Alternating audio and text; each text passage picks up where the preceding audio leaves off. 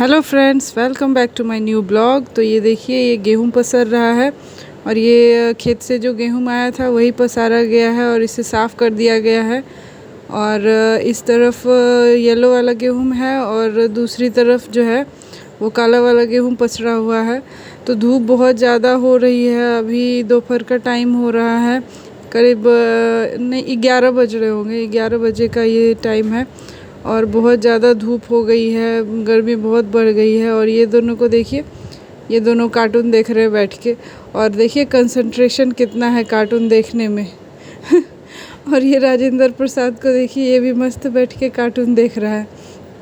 तो हमारे घर के ये दोनों कार्टून ही है, दोनों कार्टून देख रहे हैं। कार्टून देखने में बिल्कुल नज़र नहीं हट रही है दोनों की।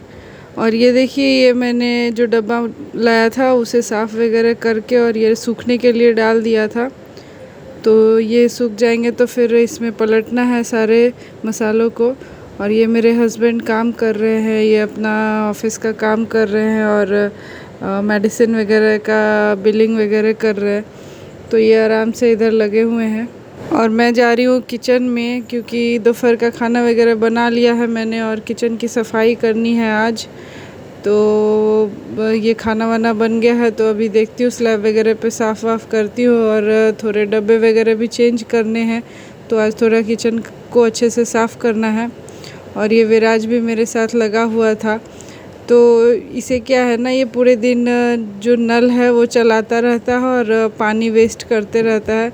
मैं कितना भी मना करती हूँ फिर भी ये बर्तन धोने में लगा रहता है बट ये थोड़ा बहुत मेरा हेल्प भी कर ही देता है।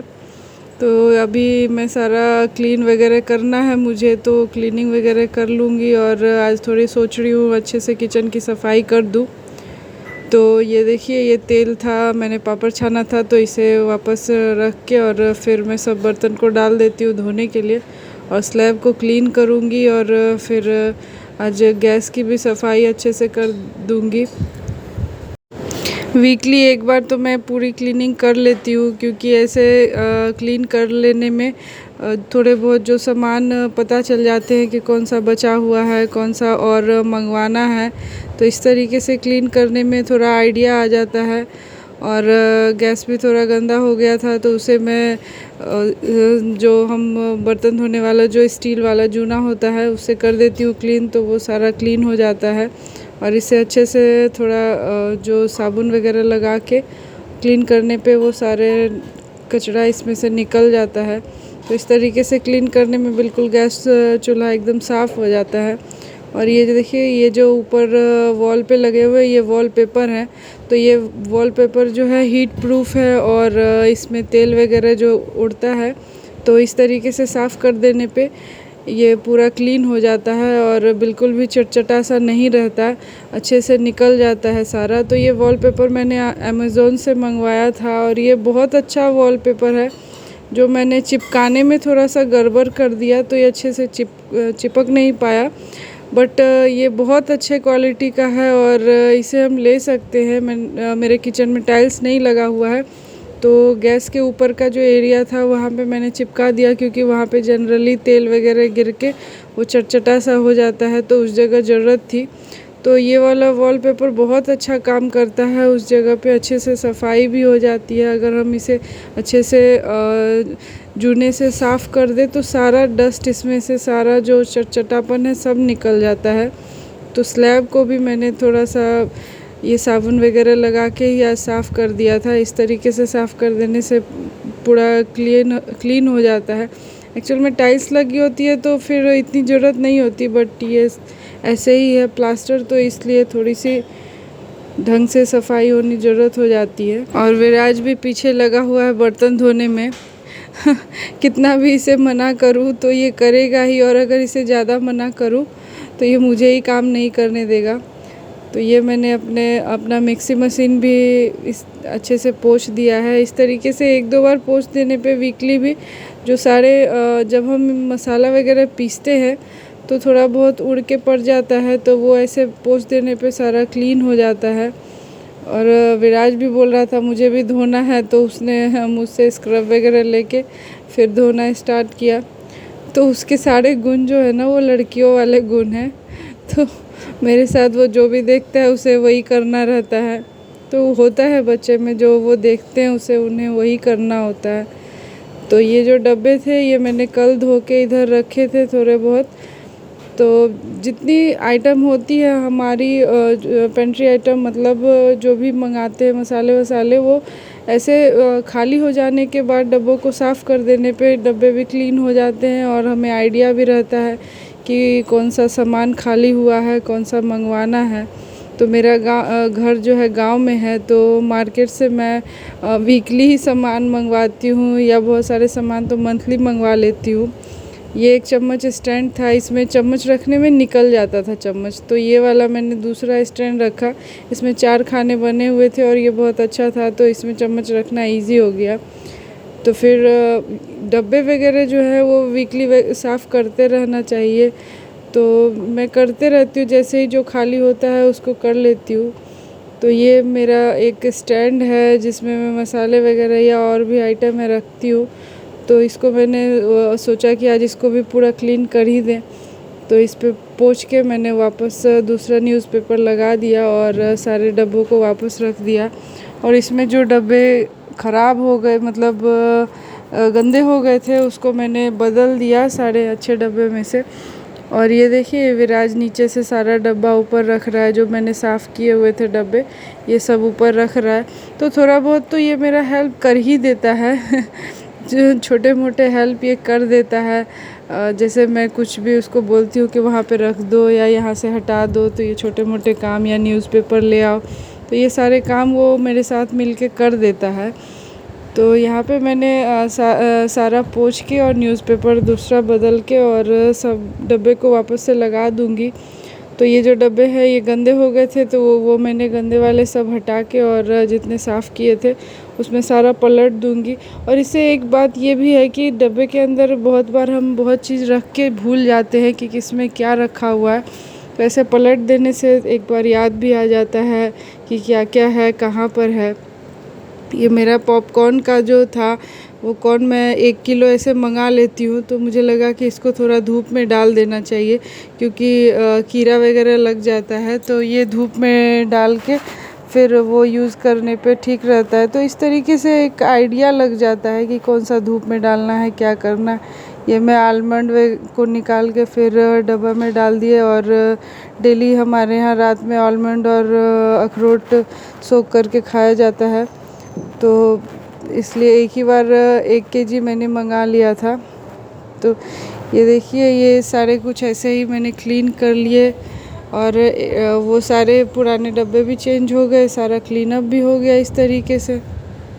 और ये जो अभी जो सारा गंदा डब्बा निकलेगा, इसको मैं साफ़ करके वापस से एक पॉलीथीन में इसको अच्छे से पैक कर देती हूँ, फिर मैं रख देती हूँ, क्योंकि ऐसे बाहर रख देने से फिर से डस्ट वगैरह उड़ के पड़ जाते हैं और वो फिर गंदा हो जाता है। तो पॉलीथीन में पैक करके रखने पे ना ये होता है कि उसको पैक अंदर डस्ट नहीं जाते, तो ऊपर ही कचरा पड़ता है लेकिन अंदर से वो साफ़ रहता है। तो इसीलिए अंदर पैक करके रखना ही अच्छा होता है। और मैं जो महीने में एक बार बहुत सारे सामान को मंगवा लेती हूँ, तो वो भी आज चेक कर लूँगी कि कौन सा सामान उसमें बचा हुआ है और कौन सा इसमें डालना है। तो वो सब भी चेक हो जाएगा, तो उससे भी एक आइडिया लग जाएगा कि अभी और क्या मंगवाना है। तो ये प्रोसेस सबको करना चाहिए, एक बार सारे डब्बों को चेंज करते रहना चाहिए, क्योंकि बहुत सारे सामान ऐसे होते हैं कि पड़े पड़े पता नहीं चलते और वेस्ट ही हो जाते।